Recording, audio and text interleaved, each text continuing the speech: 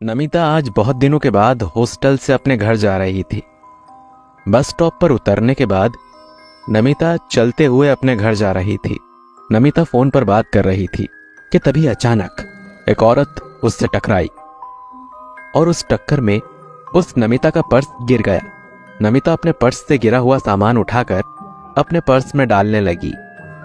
उसने सारा सामान पर्स में रख दिया और चलने लगी, लेकिन उसे पता नहीं था कि गलती से उसने ऐसा कुछ उठा लिया है कि जो आगे चलकर उसकी जिंदगी में हड़कंप लाने वाला है। नमिता का खानदान बहुत बड़ा था और वो 4 भाइयों की इकलौती बहन थी। सबसे छोटी होने की वजह से वो घर में सबकी लाडली भी थी। उसकी माँ, उसके पापा और उसके भाई उस पर जान छिड़कते थे। कुछ देर बाद नमिता घर पहुंच गई। नमिता को देखकर सब बहुत खुश हो गए। नमिता बार बार अपने आसपास देख रही थी। उसे ऐसा लग रहा था कि उसके पास कोई खड़ा है। रात को खाना खाने के बाद नमिता की माँ ने उसे बताया कि उसे देखने के लिए लड़के वाले आने वाले हैं, लेकिन नमिता अभी शादी के लिए तैयार नहीं थी। उसे अपनी पढ़ाई पूरी करनी थी, लेकिन घर वालों ने कहा कि अभी सिर्फ देखना दिखाना होगा, शादी तो उसके फाइनल एग्जाम के बाद ही होगी। नमिता अपने कमरे में आ गई। अब भी उसे ऐसा ही लग रहा था कि उसके पास कोई है और उसे घूर रहा है, लेकिन कमरे में उसके अलावा कोई और नहीं था। नमिता ने लाइट बंद नहीं की थी क्योंकि उसे अंधेरे से बहुत डर लगता था। नमिता सो गई थी। वो गहरी नींद में थी। तभी उसे ऐसा लगा कि कोई उसे पुकार रहा है। नमिता ने अपनी आंखें खोली, लेकिन वहां कोई नहीं था। थोड़ी देर बाद नमिता के कमरे में जोर जोर से हंसने की आवाज आने लगी। उसके कमरे की लाइट अपने आप बंद चालू होने लगी। नमिता की नींद फिर से टूट गई और उसने देखा कि उसके कमरे में एक काला साया घूम रहा था। उस साए को देखकर नमिता डर के मारे चीख पड़ी। उसकी चीख सुनकर सभी घर वाले उसके कमरे में आ गए। तब लाइट जल चुकी थी और साया भी गायब हो चुका था। क्या हुआ बेटा, इतनी जोर से क्यों चीखी? कोई बुरा सपना देखा क्या? माँ, मेरे कमरे में कोई था। मुझे एक काला साया दिखाई दे रहा था। लाइट्स भी अपने आप बंद होकर फिर से जल रही थी। अरे लेकिन लाइट तो चालू है और यहाँ तो कोई भी साया नहीं है, देखो। भाई के कहने पर नमिता ने अपने कमरे के चारों ओर नजरें घुमाई। उसके कमरे में कोई नहीं था। सबने उसे समझाया कि जरूर तुमने कोई बुरा सपना देखा होगा। नमिता सबको बता रही थी कि जब से वो आई है तब से उसे लग रहा है कि उसके साथ कोई है, लेकिन सभी ने उसका वहम समझकर उसकी इस बात को टाल दिया। अगली शाम विमला उसे ये बताने के लिए उसके कमरे में आई कि कल लड़के वाले उसे देखने आ रहे हैं, लेकिन तब नमिता अपने कमरे में नहीं थी। विमला को एक आवाज सुनाई दी, जैसे कोई जानवर गुस्से से गुर्रा रहा हो। वो आवाज टेरिस से आ रही थी। जब विमला ने ऊपर जाकर देखा तब उसके पैरों के नीचे से जमीन खिसक गई, क्योंकि नमिता टेरिस की दीवार पर बैठकर गुस्से से गुर्रा रही थी। उसकी आंखों में अजीब सी बेचैनी थी। वो नीचे देख रही थी। विमला ने उसे बहुत पुकारा, लेकिन नमिता तक उसकी आवाज नहीं पहुंच रही थी। विमला ने सब घर वालों को बुलाया। सब मिलकर उसको टेरिस से नीचे आने को कह रहे थे। तब नमिता ने डरावनी हंसी के साथ नीचे छलांग लगाई। एक पल के लिए सभी लोगों के दिलों की धड़कन जैसे रुक सी गई, क्योंकि नमिता तीसरे माले से नीचे कूदी थी।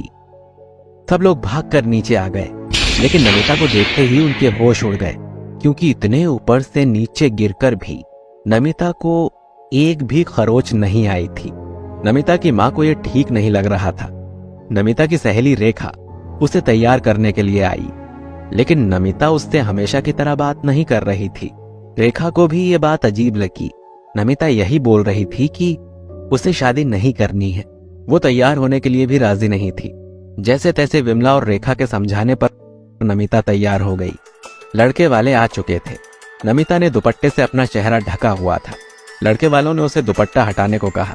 जैसे ही नमिता ने दुपट्टा हटाया, उसका चेहरा देखकर सबके होश उड़ गए।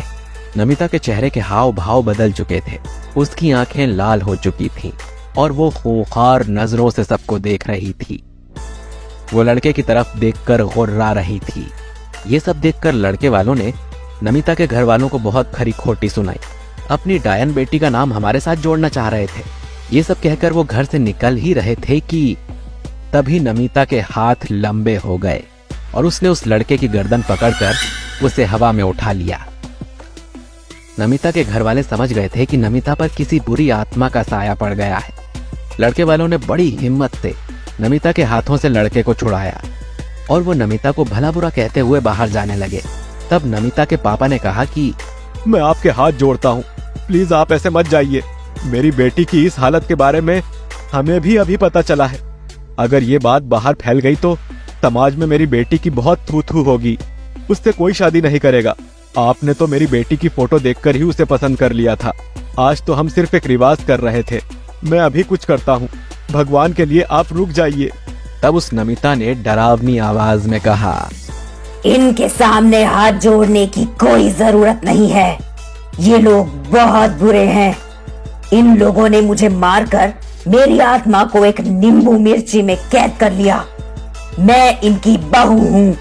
शादी के 3 सालों के बाद भी मुझे बच्चा नहीं हो रहा था, इसीलिए इसने और इसकी माँ ने मिलकर मुझे मारकर मेरी लाश भी दफना दी और गांव में ये बात फैला दी कि मेरा किसी के साथ चक्कर था और मैं उसके साथ भाग गई।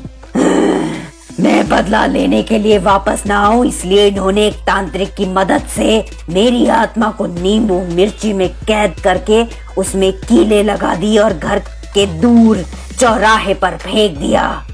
उस दिन गलती से आपकी बेटी ने उस नींबू मिर्ची को उठाकर अपनी पर्स में डाल दिया और कुछ कीले नीचे गिर गई। मुझे मुक्त होने का मौका मिल गया। ये सब सुनकर लड़के वाले भागने लगे। तब उस आत्मा ने नमिता के शरीर का सहारा लेते हुए एक एक करके उस लड़के और उसकी माँ को हवा में उठाकर नीचे फेंक दिया। पत्थर पर गिरकर चोट लगने की वजह से उनकी मौत हो गई। फिर वो आत्मा नमिता के शरीर को छोड़कर चली गई। कहते हैं कि वो आत्मा आज भी उस गांव में भटकती है।